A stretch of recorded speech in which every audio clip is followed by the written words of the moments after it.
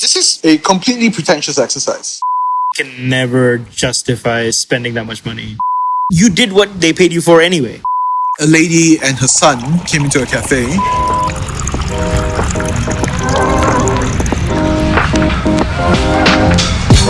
You are listening to the number one podcast in the world, at least according to two people. Welcome to Absolutely Relative with Sam and Joel. By the way, I just wanted to ask. I had a weird thought just now as the people were bringing us our coffee. It's kind of weird to some people. And I know like some of my non-coffee drinker friends find this weird. Sure. Like, why do you order coffee and then start breaking down like the notes of like, oh, this tastes like mango or like chocolate? I'm like, hey, if you want to have mango, dude, Eat a mango. Just go eat a mango. I mean, I get that sentiment, and I think this will only kind of really resound with people who have something that they really care about craftsmanship with, like how you go about doing the thing that you do, and in that how you kind of manipulate kind of different factors that goes into what it is that you do. And honestly, if I were being honest with you, this is pretty much in the real world a completely pretentious exercise, right? Because at the end of the day, coffee is just a drink, and you buy it at a cafe and you drink it.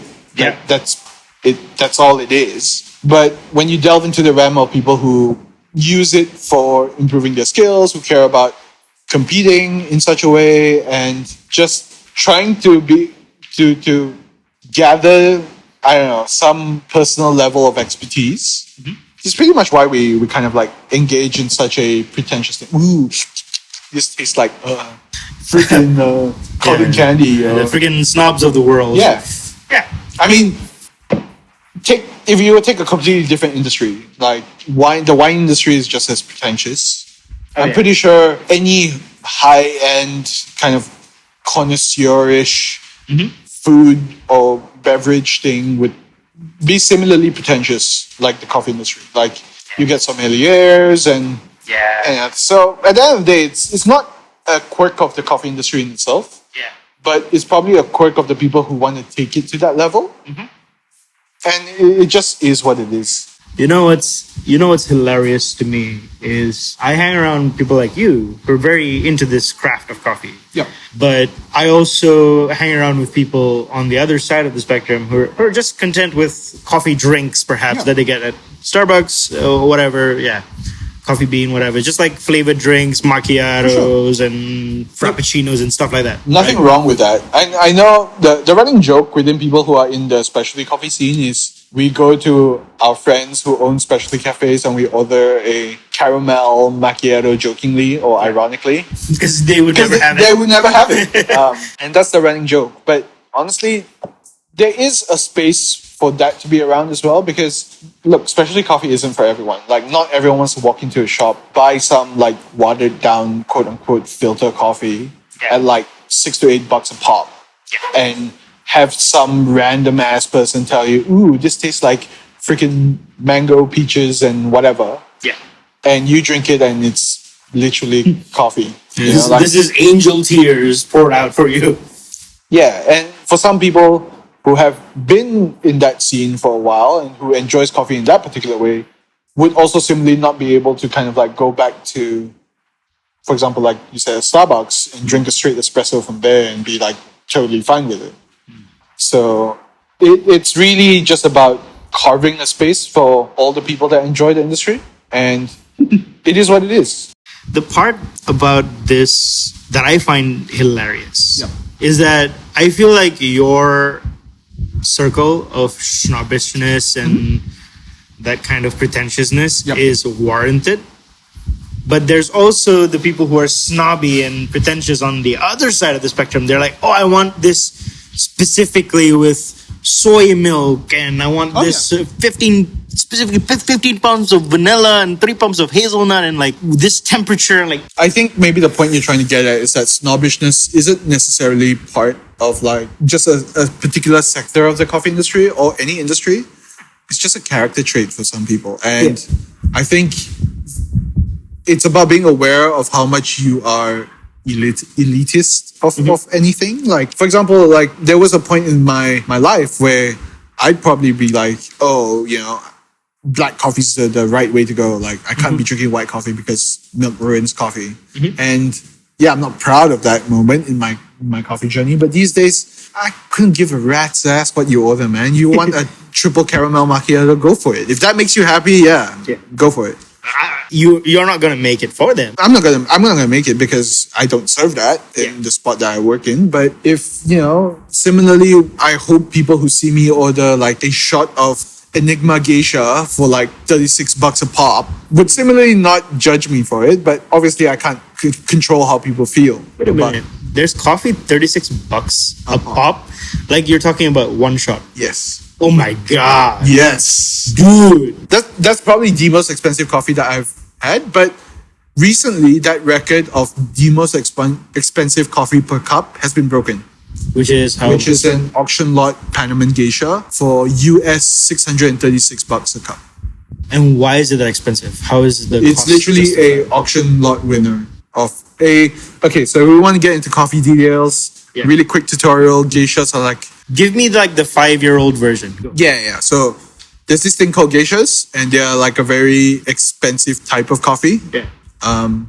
And they run an auction for the best ones every year. Okay. Yes, and they pay about thousands of US dollars per pound of green coffee. So before it was roasted. Then it goes through roasting, and then it goes through brewing. And during those things, it gets more and more expensive because of labor and all other costs that gets there. And yeah, you eventually end up with a US $636 cup of coffee. And that's like, how many grams of beans is that? 10? No, about 15 to 20 grams. 15 to 20 grams. Yeah. And that's $136 US dollars. Someone like me can never justify spending that much money. Yeah, like I get it to a point. Okay. I would never personally buy it. Yeah. But I get it. But I do also feel like the people who are buying that aren't really the people who I want to be around with in terms of like who's in the coffee industry that I like really enjoy being around with. It's really for people who have too much money to burn, essentially. Yeah, I feel like that's what it is. That's the audience that they are. Yeah, just, it's like this premium wine and whiskey connoisseurs. Yeah. Like they don't even care about like, oh, where's the origin? How many years has it been aged? Like, is it the most expensive thing? Yeah. I want that. It's almost like a status symbol, kind of. For sure. It's like driving a freaking supercar when you've never, opened the hood of a car before. Because in my industry, this exists, like in the creative space, as well as like my work stuff, which is like designing buildings and stuff. Yep. In my industry, the way it works is like what you're worth is how much you can get someone to pay for it. So that is a general concept that applies to a lot of industries, but it definitely applies to mine. So there's like designers who are perhaps do half the work that I do, or maybe comics or actors that probably do half the work that I do, but because they were able to get paid more for what they did in the past, they are able to charge more for those who hire them in the future. Well, quick question, right? Like, thing that I do want to get, how do you quantify how much work do you do within your industry? Because, I don't know, maybe I'm being completely ignorant about how comics do their work, but is it something that is quantifiable? Or... like, how would you quantify your amount of work that you put in? Is it the amount of brainstorming that goes to your sets? Or is it the length of your sets? Or is it some other qualitative aspect of it? I don't know. So it is a bit of a debacle because I'm really new to the space. So even I'm like figuring out how I want to move forward in like pricing myself. Right. But at this moment, because of how like small the space is over here in like Brunei, I don't really have to make those decisions. There's only like one major comedy club in Brunei, and I'm under them, so I always perform for them. I've never done any like private gigs, and even if I did, I would like go through them as well. Okay. In that kind of sense, like with regards to comedy. So in that sense, they set the prices. So there's like a set price for performing for a regular show, and then there's a set price for doing like a best off show. There's an annual show price. Like there's a default setting over there, And there's like different prices if you're a comic and different prices if you're a host. All of that pizzazz, right? Okay. And there's corporate gigs, we share in that. There's other gigs that we share in that. But I've also been thinking about like how I want to price myself. And I think in order to consider that, I think it's probably more than just how much time you spend on stage. Because most of the time, comics like me, we probably just do like 5 minutes or 10 minutes on stage. If I'm going to get paid for 10 minutes, my dude, that's not a lot of money. Like if you think about it in a sense of like per hour rate. Yep. Or per minute rate even, that's not gonna be justifiable because you spend a lot of hours before those. For sure. To earn those 5 and 10 minutes, you spend a lot of time in writing. Yeah, you're not just like saying random crap. Yeah. These are like tried and tested material. I'm not gonna bring you open mic material or bits that I know that are not funny. Okay.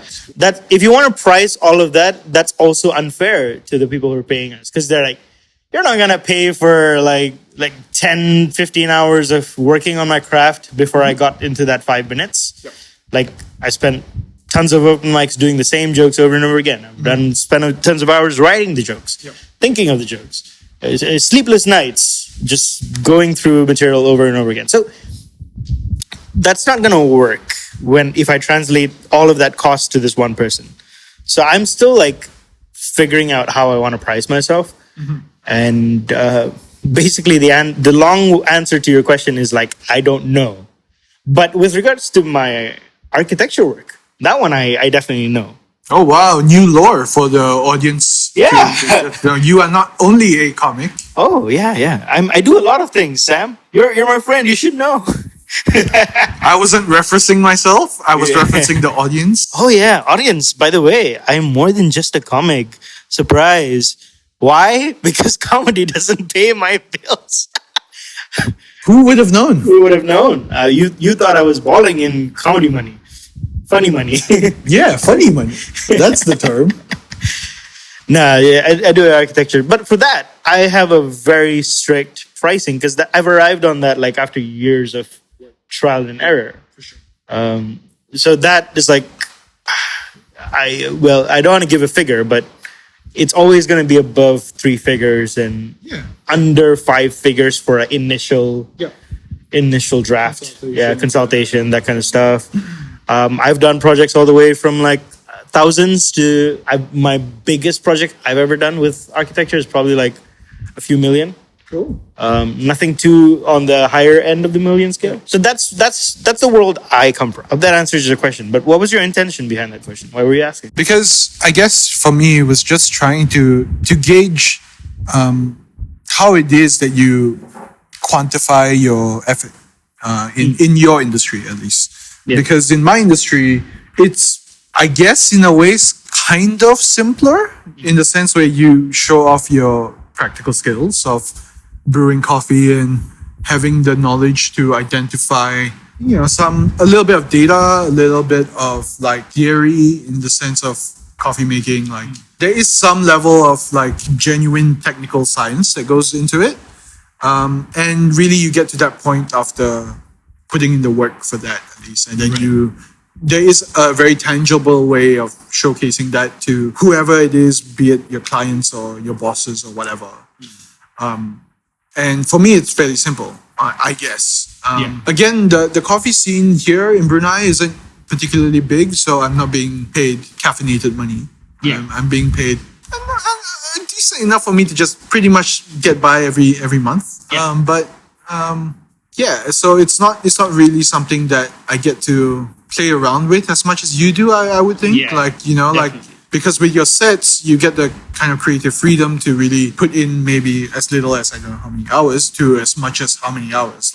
There isn't like a set thing. Whereas for me, it's like learning about a thing, practicing it until I get good enough for me to apply it in the scale of which I'm in, and executing that to a satisfactory degree. And there's really only 3 steps to it. Obviously, each of them will kind of depend on every individual skill level and how much they can get the information in and put it out in a practical way. But if you're pretty decent at that, you can get that done in a fairly systematic way that's not too different from dining in, any other coffee when you're brewing. So that's where I'm kind of like trying to gauge how you sort of, as you said, price yourself. But we now know that there is no set answer. There isn't. Yeah. Because I'm also thinking for you, wouldn't there be, because you can't technically charge for every cup you serve.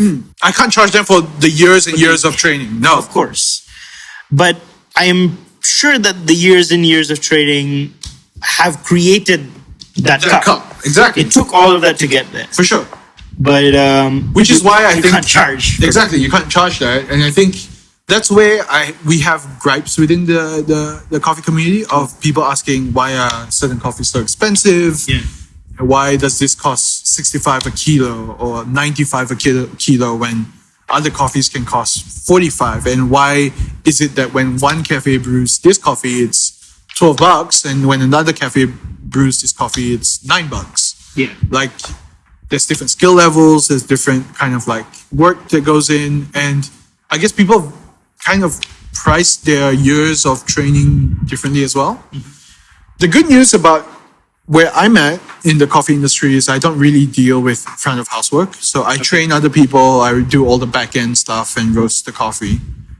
Mainly because I want to get out of trying to explain my pricing structures to Yeah, because then you don't have to deal with the whole like, oh, you're just a greedy dude who wants as much money as possible. But yes, I do want money. Like, I won't deny that I want and need money, but not in the way that I think people have a perception of.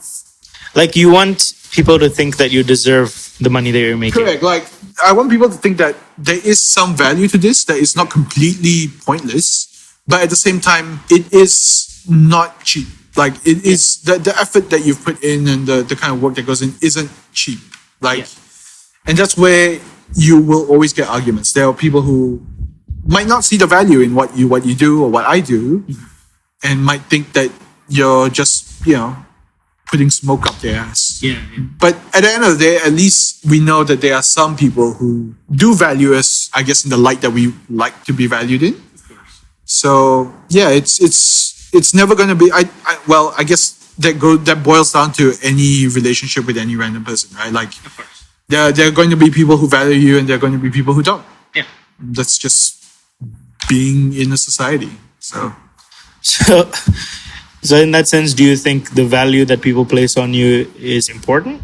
I guess in ways it's important in a very practical sense, because that's how I earn my salary each month, right? Like that in itself, yes, is important. But should it affect my self-worth and all that? I don't know, because I think for me to completely deny it is also, I think, impractical, because part and parcel of how I guess people gain any self-respect is to have something to be respected for. Yeah. And I mean, well, there are definitely people who say it's like, the very fact that you are alive and a human being deserves respect. And to a point, yes. But I think if you want to really, I guess, push yourself more or value yourself in much more than I am alive and I am a human being, then there must be something else that goes into that equation. Yeah. Because I think the analogy that's in my head is like everyone starts at a equilibrium, like a medium somewhere, where you get this amount of respect for being alive and human. Yeah, that's it. Like you have a starter pack version of someone's trust, the respect they have in you. Be like, hey, I'm glad you exist, and you have potential to either lose that trust completely and go negative, or gain more trust and more respect. And the way you choose the journey on that and the way you choose to pursue that, I guess it's really up to you. For sure. I think one thing that you were mentioning about, and I've heard this comparison a lot, is like where picking a coffee shop is almost like picking a barber shop, where like you find your space that you're most comfortable with, and you kind of just like, I'm going, whenever I want coffee, this is my dude. In that sense, because I can relate with that, because I go to one coffee shop all the time. I'm not gonna leak the name, on this podcast because I don't want. Yeah, they're not paying us for this. They're not paying us. When they pay us, we'll give a shout out. Yeah. As if it means anything right now. Yes, our 12 followers on Spotify will definitely forever wonder which cafe it is. It's because it's mind-boggling. Because it's not like all of them are close friends who already know. No, exactly. Yeah, but that's how I've always had like my relations with coffee. Like, yeah, if I find a spot that I like, I'm basically sticking to that spot until like something in the universe changes. I move to a different country or whatever. Like, that's my whole thing. And I trust the people over there to handle my coffee needs. And yes, it's not every day that they get it right or perfect. Not every bean they serve is according to my liking. Some are darker, some are lighter. That's fair, but I am with them. Like, I trust them. And I know that if I do not like a certain cup that they make for me, they are willing to like take that into consideration and be like, oh, maybe you should try this white, or maybe you should try this black, or maybe you want to try something else. Don't order our espressos today. I trust them to tell me that. And that's how I've always dealt with it. Now, I don't know if that's a perfect enough analogy for people who are in the coffee profession, because then that would be like limiting you guys to like one perspective in that sense, right? But in your industry, do you have like niches where like, oh, this person is known for this style of... The short answer is yes, we do. In fact, almost always, you will find that a particular cafe, be it a particular barista from that cafe or the whole team of that cafe, or be it any coffee professional in the specialty coffee scene at least, will have their own identity, or the way, the beans that they prefer, the brewing method that they prefer, the type of coffees that they prefer. And I guess for me, anybody that is in the specialty coffee industry long enough will have a favorite varietal, will have a favorite roasting style, will have a favorite way to brew, all of these kind of things. As for someone who has taken the time to not only better myself in my own skills, but train other people, deal with cafes, host cupping sessions, stuff like that, it is literally quite my job to be familiar with many different styles and identities so that I can provide to the needs of the cafes that need this. I mean, I don't have to do that. There are some roasters who are like, okay, this is how we roast our espresso. This is how we roast our filter. And if you like it, this is what we have.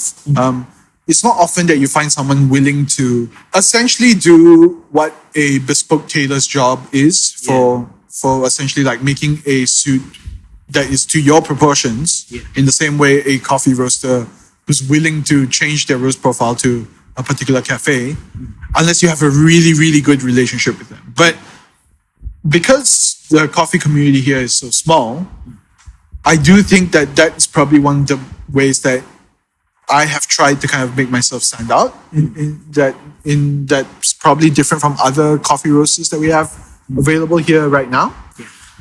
So but again, you try to roast to the specifications of your vendors. That's right. Your cafe clients. Yeah, clients, yeah. So this is present no matter where you go. So if you were to go to any specialty cafe shop, not even just here, anywhere around the world, you'd probably get a sense of a quote-unquote identity. And what that means is the stuff they like to serve, the way they like to prepare their things.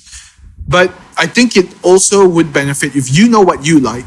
You can always ask whoever's running the bar how they make their coffee, what type of coffee it is, and you know the right questions to kind of gauge whether or not this cafe suits what you prefer.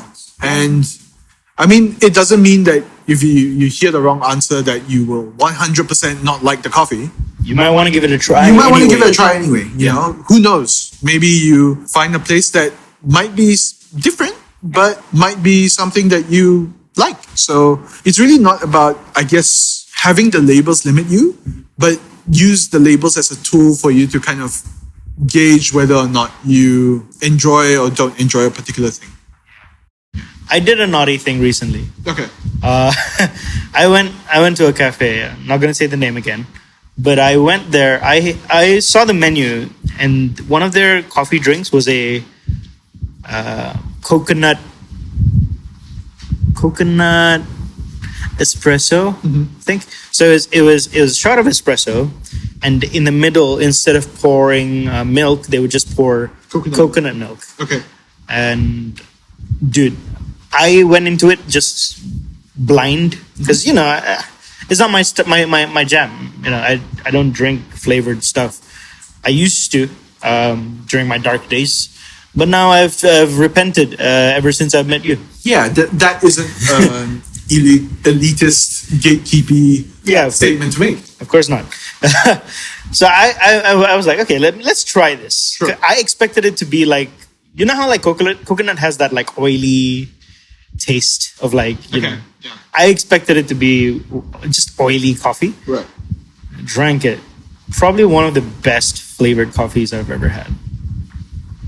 I've had enough flavored coffees to be like, okay, I know like when something is just sweet for the sake of being sweet, or milky for the sake of being milky is just weird, or frappy, whatever. But very decent. To be fair, if this is the same cafe that I'm thinking you're addressing, they do really good mixology stuff. Like like I would not be surprised. One of their baristas literally just as we speak, currently recording this, has gotten second place in our regional competition for mixology. So dang. Yeah. Amazing. So then in that case, I wouldn't be surprised. They're legit. They're legit. Yeah. They're a cafe that tries their drinks and really puts an effort into crafting a particular experience. So it's also a reason why, their drinks are not the cheapest, but you see the effort that has gone into their drink. It's like if you pay for an expensive cocktail. Like that's I don't know what cocktails. What's an expensive cocktail? There's no quote unquote expensive cocktail. Because like if you use cheap ass ingredients for your ingredients, then you could make it for like $3. Well, 3 is pushing it, but 3 is like really pushing it. That's not even like a latte in most places. At least where we come from. I don't know what happens in other parts of the world. They could have like a 50-cent latte. Maybe that would be grossly underpriced, but it could exist. I wouldn't deny the existence of it.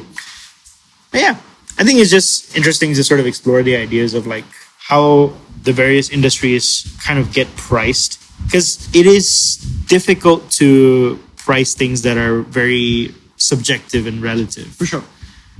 Because, I'm funny. I believe in that, even though many people don't, might not agree with that. And many people might not necessarily... And many people might be wrong. They might be wrong, but still, they might not agree. So like now, like as a comedian, when you perform on stage but you bomb, maybe you're having a bad day and you bomb, right? Do you now like not get paid? I know in some like venues back in the US, I know like people like if you bomb you don't get paid. But the effort put in to get to the spot where you are able to bomb is still there. Like you still exerted the amount of effort to get there. It's although not really... here's a counterpoint, right? Like I think you go into it knowing that if you do a bad job, you will not get properly recompensed for it. Like in the sense where as a barista or as a ex-barista, if I do a bad job, I know I wasn't trained, I wasn't putting effort to do a bad job anyway. So I go in the mind that if I do make a mistake, if I do have an off day, if I do have this and that, I might not be recompensed exactly how it should be on a good day. Mm-hmm. So I go in with that knowledge beforehand, if that makes sense. So I'm not totally blindsided by the fact. So there is this kind of responsibility to keep up standards as well. Like it is your responsibility to showcase the effort that you have put in so that you get recompensed in the way that you deserve to be. Yeah. I think that goes on. That's actually a really valid statement, because I think some of the more experienced comedians, they never do like a lot of their new material like in any like corporate gigs or public gigs, simply because it's not ready. It's not ready. You want to do the stuff that works, and that's what they paid you for, and that's what you do. And if the material they paid you for does not work and people do not laugh, you did what they paid you for anyway. So like you're obligated to still receive payment, because at the end of the day, comedy is subjective, taste is subjective. I don't know. I kind of feel like for you, where if you brew a really bad cup of coffee one day, and someone drinks it, and they tell you that, hey, this is bad coffee, you could make them another drink. I could. So What does that mean? So here's two ways that I could potentially react to that. Yeah.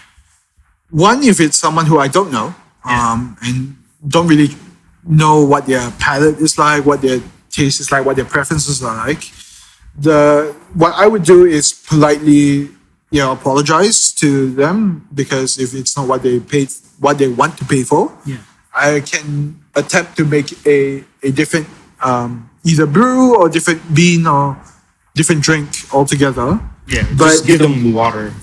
Yeah, I could do that.